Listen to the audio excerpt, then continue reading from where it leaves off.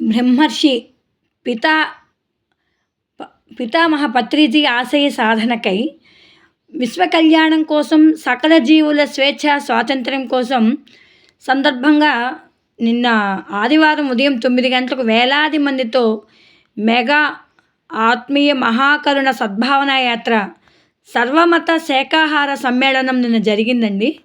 దాంట్లో ముఖ్య అతిథిగా ఈయన 111 సంవత్సరముల హిమాలయాలలో నివసించే యోగి శ్రీ శ్రీ సంత సదానంద గారి మహారాజ్ వారు మనకి నిన్న గుంటూరు విచ్చేశారు. ఆయనతో అదిగోండి నేను కూడా ఆయనతో ఆశీర్వచనం తీసుకున్నాను. సంత సదానంద గారి ఆరోగ్య రహస్యం ఆయన హిమాలయాల్లో ఉంటూ ఆయన ఎంత హుషారుగా ఉన్నారంటే ఆయన పత్రిజీ గారి ఆశయ అంటే పిరమిడ్ ధ్యానం చేస్తారట. పొద్దున్నే వాకింగు లేవడం అన్నీ ఆయన చాలా చెప్పిన మాటల్లో చూస్తే ఆరోగ్యం చూడండి ఎలా ఉన్నారో ఆయన. 111 సంవత్సరాల వయసు కలిగిన వాళ్ళలాగా లేరు. మనమే ఎంత హుషారుగా ఉన్నారో ఆయన దగ్గర ఆశీర్వచనం తీసుకున్నాను. నిన్న ఆయన దర్శనం కోసం నేను వెళ్ళాను నిన్న.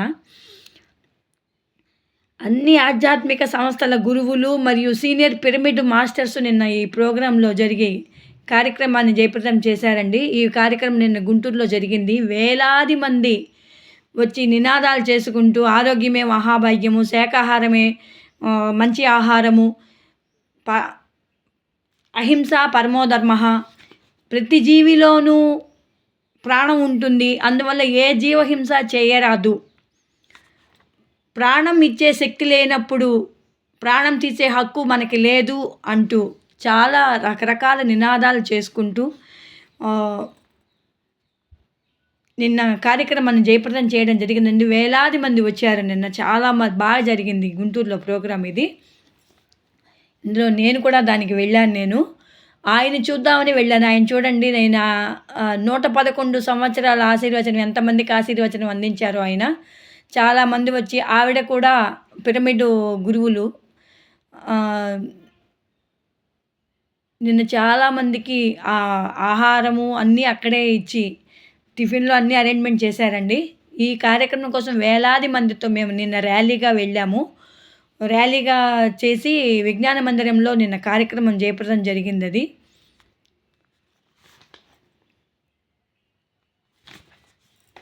పిరమిడ్ వాళ్ళు అందులో చాలామంది పాల్గొన్నారు.